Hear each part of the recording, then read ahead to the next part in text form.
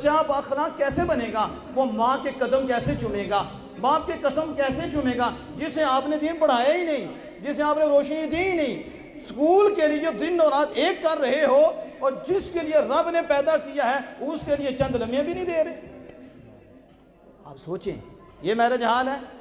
इसी marriage hall में programme होते हैं, बच्चों के होते हैं कि नहीं? खुशी कैसे की जाती है? आज ये भी बच्चा है ना, इनके वालिद मोहतरम में भी इनके वालिदैन ने भी इंतज़ाम किया है ना। किस खुशी पे किया? उस खुशी के भी किया है जो हकीकी खुशी है, जो दायमी खुशी है।